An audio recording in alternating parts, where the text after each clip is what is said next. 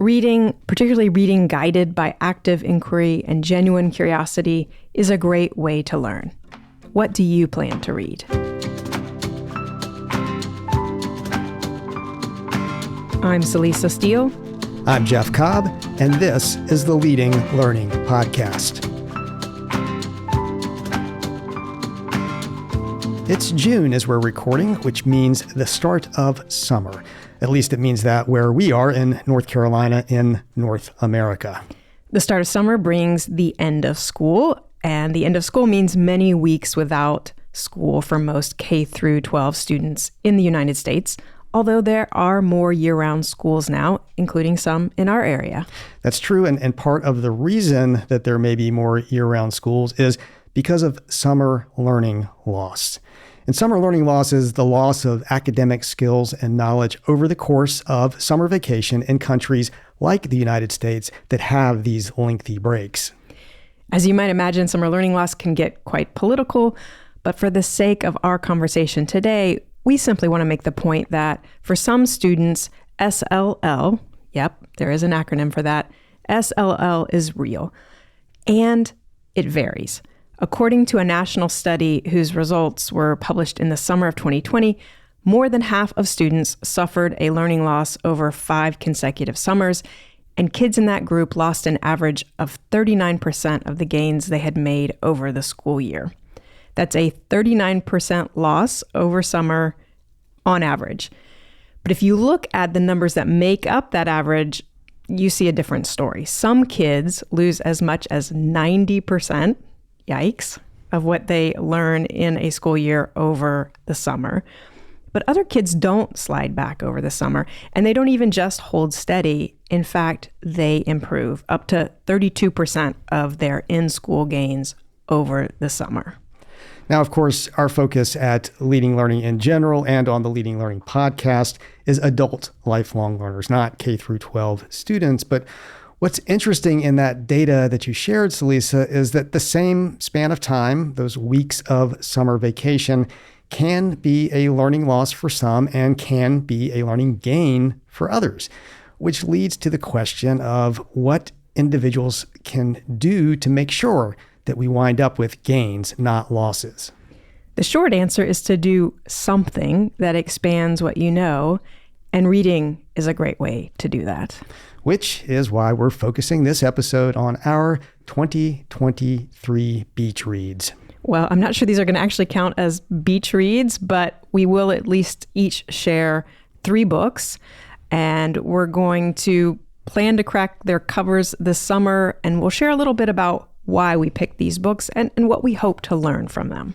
Yeah, I think it's sort of doubtful that I'm going to be reading these on the beach, but who knows? We'll see. But definitely summer, and we'll each share a book of fiction, a book of nonfiction, and then a wild card. So let's dig in, and let's start with nonfiction, and I can kick things off for us. I plan to read Beyond Disruption, Innovate and Achieve Growth Without Displacing Industries, Companies, or Jobs. And that's by W. Chan Kim and Renee Mauborgne. And I am really excited about this book. In fact, I think we've already made at least one reference to it in a podcast out earlier this year. But this is a new book by folks whose work we know, whose work we admire, whose work we use. We are big fans of their book, Blue Ocean Strategy. And I'm really interested and in fact compelled by the pitch of this new book. The concept is that innovation and disruption so often go hand in hand, but they make the argument that innovation doesn't have to be disruptive. Innovation doesn't have to put people out of jobs or organizations out of business. And I really like this idea that innovation can be creative rather than destructive. And I get the sense that part of what they're doing is making an argument for the double bottom line, i.e., innovation that's good for the business that's innovating, but also good for society. Yeah, and I think this will probably be a theme throughout this episode, but this is also one I will most likely be reading as well for many of the same reasons. Also a big fan of Kim and Mauborgne and their Blue Ocean Strategy work. I think this feels to me like a response to, I guess, the sort of classic creative destruction idea from economics, people like Joseph Schumpeter, and then also in the innovation world, people like Clayton Christensen. So I'm eager to see what they do with this. Right. So I'm interested in that just sort of general concept, but in terms of what I hope to learn is I also hope to get some practical ways to think about what they are calling non-disruptive creation. And I'm thinking that those ideas then maybe, may apply to our own work here at Tagoras and Leading Learning, and may also help us working with organizations that we help through consulting and other services as well. All right. So what I think is probably soon to be yet another classic from Kim and Momoran in the business world. I'm sort of in the business world. I'm definitely in the business world myself with my nonfiction work here. But it gets into kind of culture, communication, a little bit philosophical as well. So what I am going to read in the nonfiction area is actually, well, I'm cheating a little bit because it's a reread. And I will say I'm a big fan of rereading. I think I've heard people like Stephen King, the famous author, say he will never read a book twice, that, once you've read it, you move on. I don't agree with that at all. Even for fiction, I will reread. But I think, if you want to learn, it's great to go back to a book because, of course, you're going to forget. No matter how good you are about taking notes and everything else, you're going to forget a ton of what you've read. In fact, I find that I often forget pretty much 100% of what I've read. But even if you do, Ebbinghaus, right there. Right? There you go. Yeah, my 90% happens like that. But even if you do remember what you've read before, anytime you go back to a book, to a movie, to whatever, you're just in a different place. And so it's going to mean something different to you, and you're going to learn something different in the process. So that's a long lead up to whatever you're going to tell us. I'm sure everybody's really curious about what this is. And the book that I have in mind is Humble Inquiry, The Gentle Art of Asking Instead of Telling. And this is a book from Edgar Schein. And Edgar Schein was a professor at MIT in business. I said this was coming out of business. I'm not sure if he was actually in the business department, but he's associated with organizational behavior, organizational development, culture. He did a lot of work in that throughout a very long, distinguished career. And he passed away earlier this year in January. And I'd been aware of his work for a long time and had read Humble Inquiry. I want to dig into more of his work than I have, because he was a major figure in organizational behavior and culture. He's one of those types of business thinkers that I just don't feel like you get as much of anymore. Particularly, I mentioned Clayton Christensen earlier. I think he was a little bit in this vein, and he passed away recently as well. But these are people who I put in kind of the same camp as like a Peter Drucker, who I think is the towering figure of the sort of business philosopher. And so, I want to read this again, partly to honor him. And I feel like he's got a great body of work that I want to explore. But, I also feel like we're in this period in our own culture where there's just an awful lot of telling going on. When you think about social media, you think about the rise of the influencer out there, just a lot of people expressing their opinions, telling other people what to do, which of course has always been the case, but we have a megaphone like we've never had before in doing that sort of thing. And so this idea of just being good at asking, at being good at listening, and of bringing that element of humility to the process. I've written here and there about humility. In fact, I think in our last newsletter, I raised humility as an aspect of leadership. And I think it's just, people will use that term, but I think it's greatly underappreciated and undervalued. And what I do remember of this book, and I'll say it's a short one, so anybody who doesn't feel like they can tackle anything huge this summer, I think I've got it right here, and I can see it's it's barely over 100 pages. So it's definitely within anybody's capabilities to get through. And I remember it being a good read and just a very helpful read. And so I'm hoping to kind of, reinvigorate my own ability to ask well and to ask humbly. I think that idea of humility and being a humble leader is interesting. And then it seems like there's a bit of a a tactical aspect here, which is one way to go about being humble is through asking and making sure that you're doing that effectively. So it sounds very interesting. I think I might, as you said, probably put yours on my list just as you're putting mine on your list. That's the way it always happens with these with these book lists. But yeah, hopefully by the end of the summer, I will have learned to be a better asker, a more humble asker. And I'd say too that this whole asking with humility really is about learning. I mean, you're listening. You really are taking in what somebody else is telling you, sharing with you. That's just so fundamental to being a good learner. So hopefully I will be learning to be a better learner as I reread Edgar Schein's Humble Inquiry. Well, even just what you shared there, not having read Schein's work yet, but it does seem aligned with potentially a beginner's mind in this idea of, coming to a subject as a learner with sort of no expectations and just being willing to learn can be very powerful. You said you sort of cheated by going back to a reread, but one of the things that can be so overwhelming is that there are so many things to read, so many books and options out there. And so for me, I do always like to look at authors and thinkers whose work I already know. And so then you have somebody like, Kim and Moborn that have a new book out. And so I'm going to go check that out. Or even rereading in this camp, what is it that you've actually already found useful? And then, as you said, you're bringing different experience, different point of view because you're rereading it in a different time. So going back to those, I do know that there's some writers, Kim and Moborn are among them, but I think there are others like Dan Pink, who could pretty much write about anything, and I would pick it up and be curious just because I know that they approach it in a deliberate, thoughtful, and typically sort of a slightly off point of view. I might say, they bring a little bit of a different perspective than you're going to get from anyone else. Yeah, I definitely agree with that. I have reread Pink. I have reread Kim and Moborn, and like you, if something is coming out from them, I will look for it. Another one for me is Yuval Noah Harari, who I hope I'm not butchering his name, but the author of Sapiens and Homo Deus, and just very, very interesting thinker. In fact, I reread Sapiens last summer and was just struck again by what an amazing book it is. So folks are getting lots of suggestions from us besides the ones that we're actually We're really only offering 3 Yeah. each. That's right.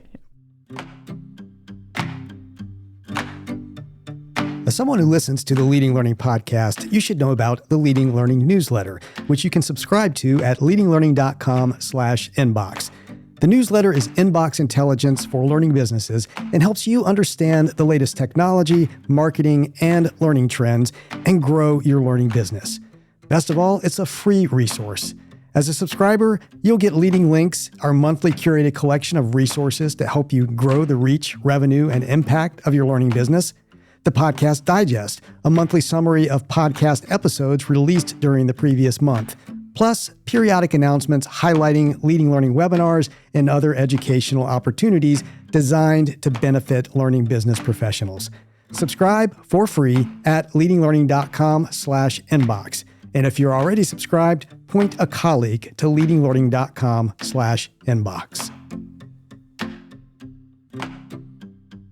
So we've covered nonfiction. Now let's look at what we're going to read fiction-wise. And I think I've said it before on the podcast at some point. I know I've written it at points that in spite of my having come out of a background in literature, I mean, before this whole, learning business world we're in, I was on the path to be a literature professor. So I read a lot of fiction, but I've gotten to a point in my life where I think I don't sort of automatically appreciate fiction the way I used to. And I'll go for months at a time without reading a work of fiction. And when I finally come back and read a good one, I'm immediately like, oh yeah, I understand why it is so important to read fiction, not just to go for the facts and the history and everything else. Fiction is just such a rich experience that can teach you so much. And I forget that, and I should not forget that. I need to remember it constantly, and hopefully we will help our listeners remember that during this episode. So what fiction are you going to recommend to our listeners today? Well, this is an area where I'm also a fan of rereading, but I'm going to go for something new on this one, and one I happened to stumble across, it just struck me, and I thought I've got to give this a try, is a book called The Guest Lecture by Martin Riker, and I'm hoping I'm pronouncing that last name correct. It's Riker, which I believe is Riker. And I think I first stumbled across this because somebody had a little blurb about it in something like Inside Higher Education, but then I've also seen it talked about in the New York Times. And as you might guess, it's about an academic.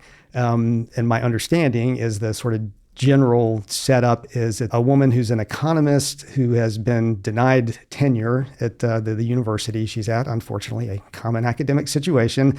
In the aftermath of that, she has to deliver, I guess she's already been booked to deliver this lecture on optimism and John Maynard Keynes. John Maynard Keynes, economists have come up already in this episode, towering economists, one of the big ones from the early half of the 20th century, whose influence we still feel greatly. So she's supposed to be talking about him, and she's apparently lying in bed in a hotel room with her husband and child there with her, who've come along with her. She's awake in the middle of the night and doesn't feel prepared at all to give this lecture. She's been dealing with the aftermath of not getting tenure and having to support a family and all that sort of stuff. And she's trying to memorize the speech, the points of her speech. She's actually using the method of loci, which I've written about before, as a memorization method, and is sort of engaging with Keynes as she's like imagining the speech. And it just sounded like a really interesting sort of thought experiment and setup, and being somebody who's often awake in the middle of the night and thinking about things that probably just resonated with me. And I think it's interesting to read the reviews on it, because it's one of those books that there are people who give it 1 and 2 stars because they just hate this kind of thing, this sort of setup, and there are people who give it 5 stars and it's brilliant. And I suspect I'm probably going to be more in the 5-star range, but we'll see. I do remember reading about that book as well. So again, I will probably want to steal it from you when you're done with it. In terms of the fiction that I'm going to suggest, I'm going to go to a classic. It's a classic that I've never read, though. It's David Copperfield by Charles Dickens. I've read other Dickens, but I'm interested in this Dickens and this Dickens now because I just finished Barbara Kingsolver's Demon Copperhead, and that was a co-winner of the 2023 Pulitzer Prize in fiction. And Barbara Kingsolver, I've read her other work, so she sort of falls in that Pink and Kim and Moburn camp where, if she puts something out there, I want to read it. But she used David Copperfield as sort of the framework for her book, Demon Copperhead, and sort of recast the story, modernized it. It's set in modern day Appalachia, specifically Virginia, so not too far from where we're recording this. And so I'm just very interested to better appreciate what Kingsolver was doing in her novel, where she's sort of adapting that classic by Dickens. And, I'll also say as a bonus, it's really long. So I figure if I dig into this one, it'll keep me covered in reading for a lot of the summer. It's over 1,000 pages. So, even if I didn't pick any other books this summer, that might cover my summer reading. And once again, we are overlapping significantly here because, right now I have just started Demon Copperhead, having borrowed your copy of it. And I'm looking forward to doing that. Kingsolver, again, great writer. I know I first became familiar with her, I think you did too, through the Poisonwood Bible years ago, which, again, we're throwing in other recommendations here, even with our main ones. And I love her. Is it Animal Vegetable Miracle? Is that the name of the book where she... Nonfiction. She and her family sort of go off the grid and, are really living from the land for it's a year at least. It's a year, yeah. Yeah, and a very good book. I recommend that one as well. And I will almost certainly read David Copperfield too after Demon Copperhead. Dickens, big influence. I mentioned earlier my path towards being a literature professor. I think it was A Tale of Two Cities that probably tipped me in that direction way back in 9th grade or so. Well, and I'm hoping, I feel like Demon Copperhead has a lot to say about sort of the roots of social inequities in the U.S. and kind of how those came to be and how they remain to today. And I have the sense that David Copperfield will also look at some of those social, societal, cultural issues that can create such problems. And, I think that is a place where sometimes fiction can feel a little bit less, pragmatic and practical, but I also do think that sort of the empathy and just the bigger picture thinking about how things come to be, why they come to be, can be, even if they come from a work of fiction, can be applied to the real world and help us understand what's going on around us. Yeah, I think nonfiction does this too, but I think more so fiction just gives you this sort of thought space to work and play and learn in.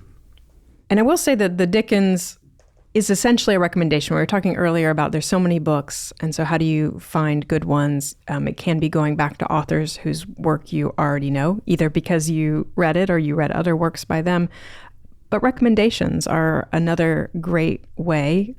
Obviously, we're making some recommendations for you, dear listener, as we're talking today. But the Dickens was sort of an indirect recommendation, right? Barbara Kingsolver is essentially pointing us all back to David Copperfield when she's basing her own novel on that. So I also think that's another way to look at recommendations. If you find a book or a thinker or an author that you admire, look at who they read or who they are basing their work on, and that can lead to interesting paths to explore.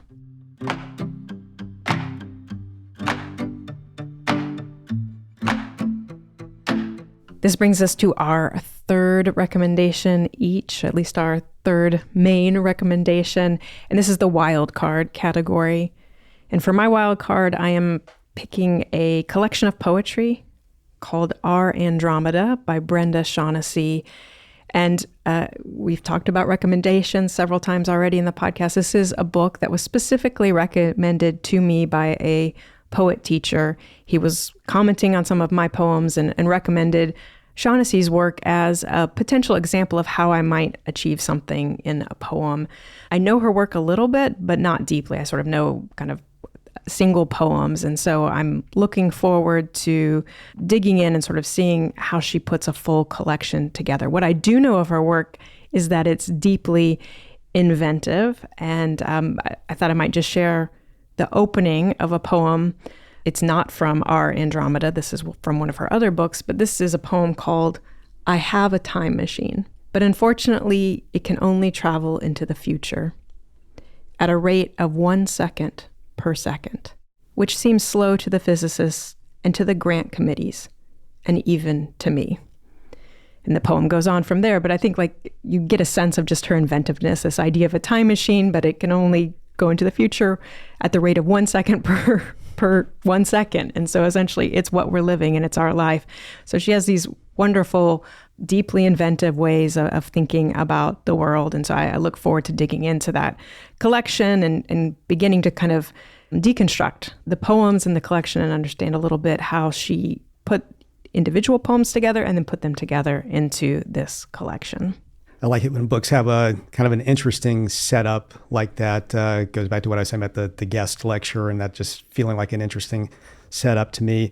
Of course, it can go terribly wrong, but when it goes right, it just is inspiring to see somebody take a concept like that and run with it and just what they're able to do with it. That may also be one that I take a look at, but I'll offer up my own wild card here, which is No One to Meet, Imitation and Originality in the Songs of Bob Dylan.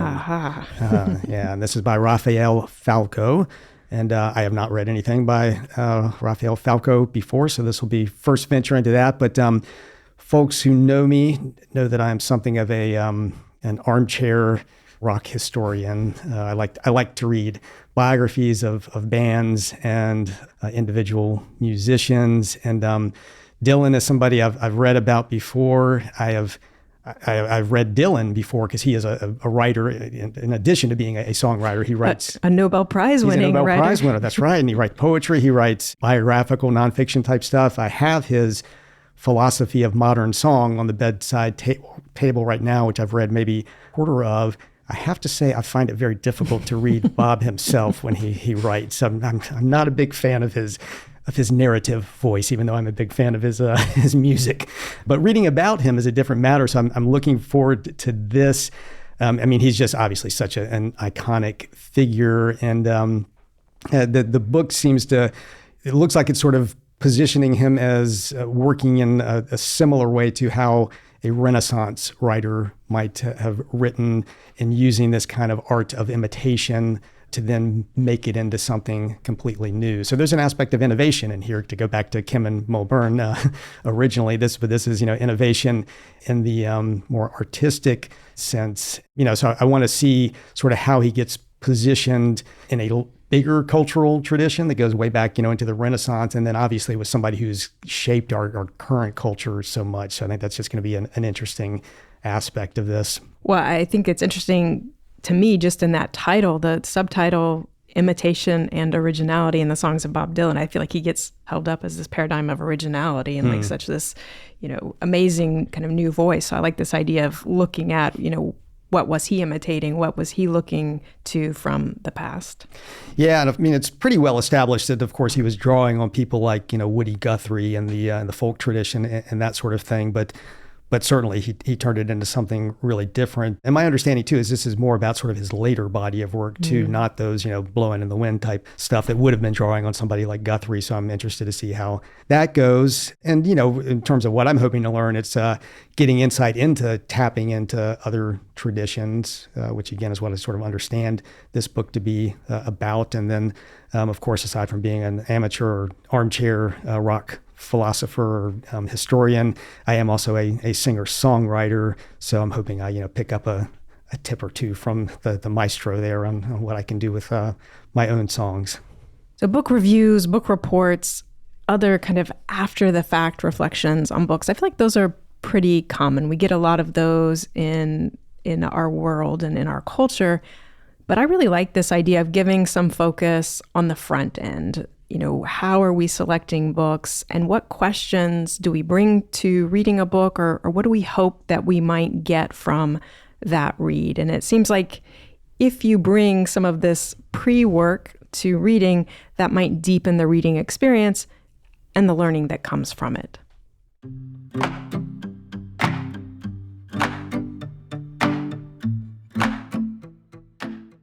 Reading, particularly reading guided by active inquiry and genuine curiosity, is a great way to learn. What do you plan to read? We encourage you to give some thought to what you'll read in the weeks ahead, and we'd love to hear what's on your reading list.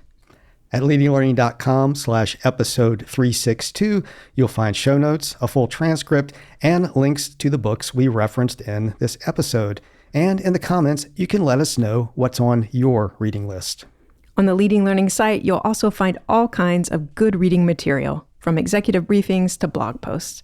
There's a search option available on all the pages of the site, so you can use that to locate reading on a topic that interests you, or you can go to leadinglearning.com/executive-briefings to check out our most recent briefings. We'd be grateful if you'd take a minute to rate us on Apple Podcasts or wherever you listen, especially if you enjoy the show. Celisa and I personally appreciate reviews and ratings, and they help the podcast show up when people search for content on leading a learning business. And please spread the word about Leading Learning. You can do that in a one-on-one note or conversation with a colleague, or you can do it through social media. In the show notes at leadinglearning.com/episode 362, you'll find links to connect with us on Twitter, LinkedIn, and Facebook. Thanks again, and see you next time on the Leading Learning Podcast.